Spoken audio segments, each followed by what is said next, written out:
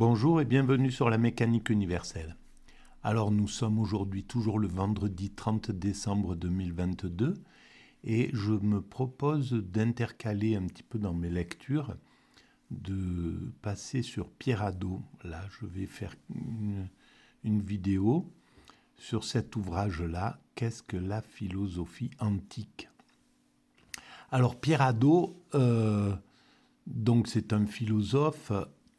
Je lis un petit peu ce qui est écrit sur Wikipédia. Il est spécialiste de Plotin. J'ai lu son livre sur Plotin, c'est une pure merveille. Et du stoïcisme, en particulier de Marc Aurèle, ainsi que du néoplatonisme oriental et latin. Il est un de ceux qui ont insisté sur le fait que la philosophie antique était d'abord une manière de vivre, un exercice spirituel. Et ça, c'est complètement... c'est très important parce qu'en définitive,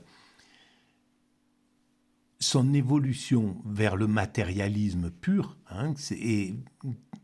qui a du sens, c'était important, mais quand elle était dans cet état, donc une manière de vivre, on pourrait dire que même si ça continue, c'est toujours une sorte d'art de vivre, mais un exercice spirituel faisait que la philosophie entre Thalès et ce qu'on appelle les présocratiques,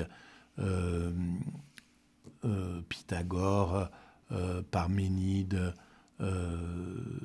Démocrite, etc., étaient complètement immergés aussi dans le spirituel. Le spirituel était une dimension très importante de leur pensée. Et c'est ce qui donne une philosophie extrêmement équilibrée. Alors, il a fallu avancer vers le matérialisme. C'était quelque chose de logique pour pouvoir étudier, pour pouvoir avancer, pour pouvoir préciser les choses.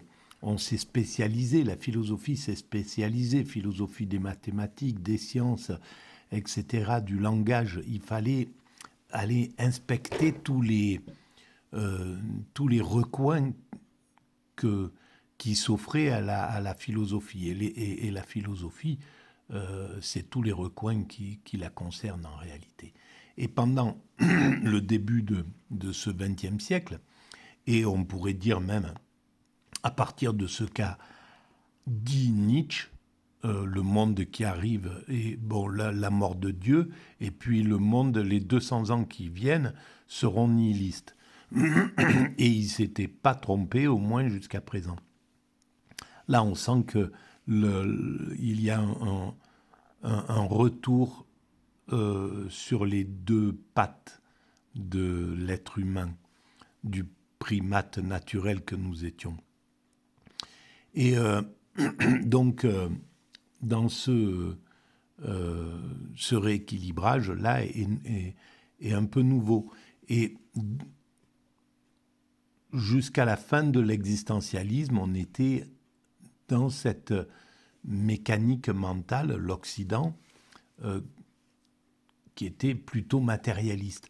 Et effectivement, ça a été un problème, on pourrait dire, pour la vie même, parce que on ne se départit pas de cette partie du spirituel, celle qui nous permet de lever la tête au ciel et de se demander pourquoi il y a eu cet univers, d'où vient cet univers, pourquoi nous sommes là, qui sommes-nous, où allons-nous, d'où venons-nous. On peut évidemment vivre comme des zombies, traverser l'existence à travailler, à accumuler, à suivre les valeurs du marché et du néolibéralisme. Mais à la sortie de ça, on n'a rien compris. Donc, c'est pas supportable, ce genre de choses. Et donc là, on est en train de sortir un petit peu de ce mécanisme. Tac, qu'est-ce que je voulais lire ? Bon, bref. des textes. Voilà, parallèlement à l'établissement des textes et à leur édition, notamment la nouvelle édition en cours des Énéades de Plotin ou du texte du manuel d'Épictète au travers de l'œuvre d'Arien, cet ensemble de travaux conduisent à renouveler le débat sur le cursus éducatif des élites, les arts libéraux, comme le fait justement Lise Tro, ado, c'est peut-être sa femme, voilà, ou à renouveler l'interrogation sur la manière dont les philosophes de la dernière Antiquité ont pu s'opposer au christianisme. Pourquoi ils se seraient opposés au christianisme? On se demandera par exemple pourquoi la réflexion néoplatonicienne ne produira pas de philosophie politique à la hauteur d'un Platon ou d'un Aristote. Mais en fait, à mon sens, c'est peut-être parce que Platon, Aristote ont dû justement négliger un peu la partie spirituelle, alors que Plotin, donc les néoplatoniciens, ont privilégié plutôt la partie spirituelle. Et je pense que c'est très dur d'être équilibré entre ces deux visions. Mais bon, ça c'est juste un point de vue comme ça qui n'est pas forcément le plus juste. Alors, on va attaquer cette partie. La première partie, la définition platonicienne du philosophe et ses antécédents. La philosophie avant la philosophie. Ah, mais il y avait peut-être quelque chose d'avant. Il y avait l'avant-propos. L'avant-propos est à lire aussi quand même. On réfléchit assez rarement sur ce qu'est en elle-même la philosophie. Il est effectivement extrêmement difficile de la définir. Aux étudiants en philosophie, on fait surtout connaître des philosophies. Le programme d'agrégation leur propose régulièrement, par exemple, Platon, Aristote, Épicure, les stoïciens, Plotin. Et après les ténèbres du Moyen-Âge, trop souvent ignorées des programmes officiels, Descartes, Malebranche, Spinoza, Leibniz, Kant, Hegel, Fichte, Schelling, Bergson et quelques contemporains. Voilà. Alors, pourquoi le Moyen-Âge est oublié? Parce qu'il est spirituel, tout simplement. Et que, à partir de Descartes, on rentre dans la rationalité. On veut la rationalité progressivement. On le voit, voilà, juste à la lecture de ces noms, on voit la montée progressive derrière Bergson, il faudrait citer aussi Marx, etc., vers le rationalisme, quoi. La fin du spirituel, qui commencerait un petit peu avant Platon, et voilà la dégradation progressive du spirituel en Occident au profit du rationnel. Mais encore une fois, voilà, c'est comme ça que ça devait se passer. Hein. On ne peut pas contester l'évolution de l'humanité telle qu'elle se fait, c'est comme ça qu'elle doit se faire en réalité. Pour l'examen, il faudra rédiger une dissertation qui montrera que l'on connaît bien les problèmes que posent les théories de tel ou tel auteur. Bon, je vais juste rester sur ce début d'avant-propos. On va passer directement à la définition, à la philosophie, avant la philosophie. C'est celle-ci qui m'intéressait là. La philosophie avant la philosophie. L'historia des premiers penseurs de la Grèce. La philosophie avant la philosophie. En effet, les mots de la famille de philosophia n'ont fait leur apparition qu'au 5e siècle avant Jésus-Christ, c'est-à-dire 400 avant Jésus-Christ, c'est-à-dire la période de Socrate, etc., et peut-être les sophistes un petit peu avant. Donc au IVe siècle par Platon. Pourtant, Aristote, et avec lui toute la tradition de l'histoire de la philosophie, considèrent comme des philosophes les premiers penseurs grecs. On trouvera les fragments de leurs œuvres dans les présocratiques, éditions J.P. Dumont, etc. Voilà. Qui apparurent au début du VIe siècle, à la périphérie de la zone d'influence grecque, dans les colonies d'Asie mineure, exactement dans la ville de Milet. Thalès, mathématicien et technicien, l'un des 7 sages, célèbre pour avoir prédit l'éclipse de soleil du 28 mai 585, puis Anaximandre et Anaximène. Ce mouvement de pensée va s'étendre à d'autres colonies grecques, cette fois celles de la Sicile et de l'Italie du Sud. C'est ainsi qu'au VIe siècle, Xénophane de Colophon émigre à Élée, que Pythagore, originaire de l'île de Samos, non loin de Milet, vient se fixer à la fin du VIe siècle à Crotone, puis à Métaponte. Peu à peu, l'Italie du Sud et la Sicile vont devenir le centre d'une activité intellectuelle extrêmement vivante, par exemple avec Parménide et Empédocle. Eh bien voilà, tiens, c'est très très intéressant cette chose-là. Tous ces penseurs proposent une explication rationnelle du monde. Et c'est là un tournant décisif dans l'histoire de la pensée. Il existait bien avant eux, dans le Proche-Orient, et d'ailleurs aussi dans la Grèce archaïque, des cosmogonies, mais elles étaient de type mythique, c'est-à-dire qu'elles décrivaient l'histoire du monde comme une lutte entre des entités personnifiées. Mais évidemment, c'est notre origine. C'est dommage de voir les choses en distinction, en barrière, en séparation. En fait, tout découle de tout. C'est un grand fleuve qui entraîne la grande évolution de l'humanité. Vous savez que sur la mécanique universelle, la théorie que je défends, mécaniqueuniverselle.net est le site, l'humanité est destinée à atteindre son ultime perfection. C'est l'humanité dans son ensemble qui évolue depuis que nous nous sommes séparés des autres primates pour devenir des hommes constructeurs d'humanité. Nous construisons l'humanité et nous construisons le nid dans lequel se reposeront, jubileront nos descendants, les humains accomplis. Voilà, dans quelques siècles, nous aurons construit entièrement l'humanité. Nous aurons construit un paradis pour nos frères humains qui viennent après nous. C'est ce que nous faisons de façon inconsciente pour l'instant. Bientôt, nous allons le faire de façon consciente. Il faut qu'on prenne conscience, c'est tout. Et la mécanique universelle est là pour prendre conscience pour aider à prendre conscience de cette évolution, de notre évolution, et y travailler consciemment. Voilà. Vous savez tout. Alors, donc, de type mythique, c'est-à-dire qu'elle décrivait l'histoire du monde comme une lutte entre des entités personnifiées. Elles étaient des genèses au sens biblique du livre de la Genèse.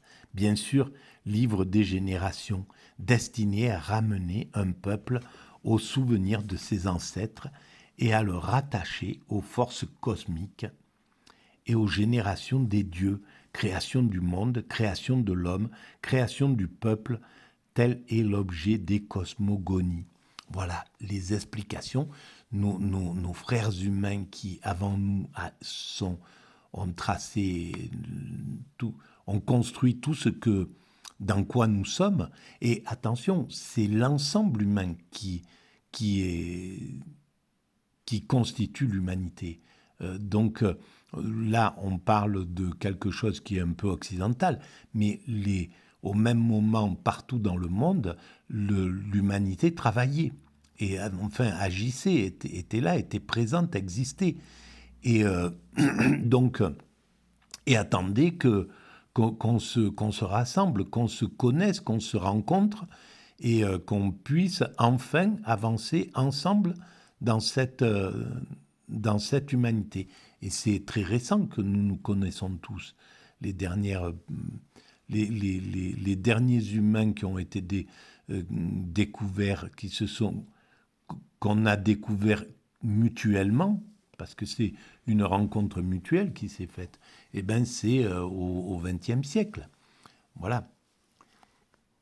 Donc, et maintenant, nous connaissons tous les humains qui composent l'humanité. C'est pas rien dans l'histoire de l'évolution. Donc, comme l'a bien montré J. Nadaf, l'origine de l'évolution du concept grec de physis. Si les premiers penseurs grecs substituent à cette narration mythique une théorie rationnelle du monde, ils n'en conservent pas moins le schéma ternaire qui structurait les cosmogonies mythiques.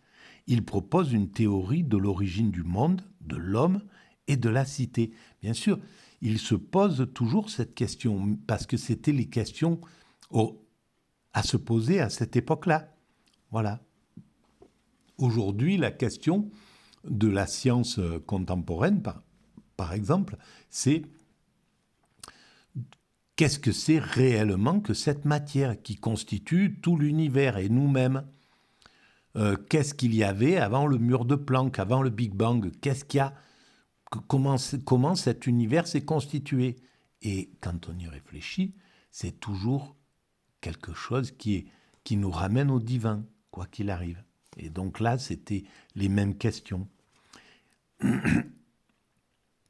Cette théorie est rationnelle parce qu'elle cherche à expliquer le monde, non pas par une lutte entre des éléments, mais par une lutte entre des réalités physiques et la prédominance de l'une sur l'autre.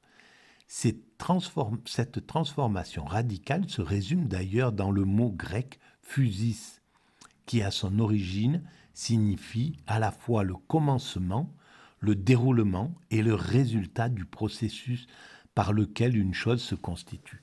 Donc il y avait déjà cette idée. Et donc, ils ne pouvaient pas à l'époque élever leur état d'esprit à l'ensemble de l'humanité, parce que sinon ils auraient dit ce que la mécanique universelle directe, parce qu'ils étaient ultra intelligents, ces types-là qui travaillaient à la réflexion de la création du monde. Et donc simplement à leur époque, ils connaissaient, voilà, le monde était limité. Ils n'en avaient pas fait le tour. Ils n'avaient pas compris que l'humanité était une totalité en évolution. C'était pas possible. Donc l'objet de leur démarche intellectuelle, démarche qu'ils appellent enquête, historia, c'est la physis universelle. Historia, ça veut dire enquête. Héraclite, ça c'est Héraclite qui parle. Eh bien c'est incroyable. Voilà, de toute manière, ce sont des géants, ces fondateurs. Mais ces géants étaient en Afrique, dans chaque tribu, il y avait un géant comme ça. Il ne faut pas se leurrer. Il y avait un géant, ces géants existaient chez les Inuits, chez les aborigènes. Voilà, l'homme se posait des questions sur la création partout. Et dans la forêt amazonienne, c'est ce qu'a retrouvé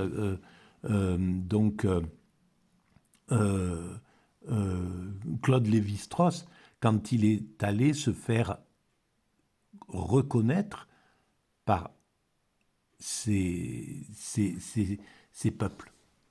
Voilà. Et donc, et en fait, c'est là où c'est pour ça qu'on travaille tous pour cette humanité, que c'est l'humanité dans son ensemble. Parce que voilà, par exemple, le petit groupe d'humains que Claude Lévi-Strauss est allé essayer de comprendre, communiquer, amener sa propre culture et étudier cette culture-là. Ils ont fait un travail commun.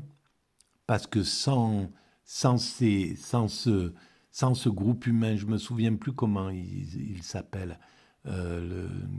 dans Triste Tropique, Bref, c'était un travail conjoint entre Claude Lévi-Strauss et ce peuple qui a amené cet ouvrage. Et cet ouvrage permet de comprendre l'histoire de l'humanité.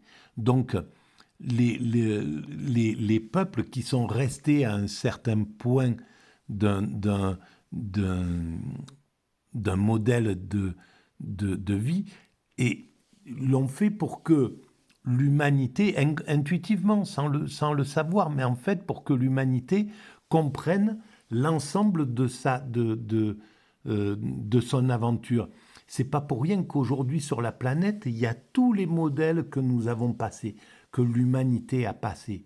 Donc c'est incroyable, parce que si nous avions évolué tous de la même manière, au même rythme, au moment où l'ethnologie arrivait, il n'y aurait plus rien à aller euh, euh, chercher, comprendre, puisque ces sociétés auraient évolué à un autre rythme, et donc on n'aurait plus de matière pour pouvoir nous comprendre. Est-ce que c'est pas génial ça? Est-ce que ça donne pas aussi du crédit au fait que tout a du sens dans cette histoire humaine et que voilà, c'est une pure merveille, tout simplement. Voilà, je vais arrêter là pour le moment. Alors, c'est pas moi qui l'ai souligné, je l'ai acheté d'occasion, ce bouquin, sur un vide-grenier. Donc, hop, pourquoi ils avaient le commencement, le déroulement, le résultat du processus par lequel une chose se constitue, Fusis. Et effectivement, c'est énorme, quoi, parce qu'ils avaient compris ça pour des choses, euh, mais ils ne pouvaient pas pour l'humanité entière, et donc faire de la philosophie de l'histoire Hegel. Voilà, ils n'avaient pas accès à ce qu'Hegel a pu faire à son époque parce qu'il y avait déjà un autre niveau de relation entre les êtres humains, de découverte surtout. Voilà, merci à vous, à bientôt.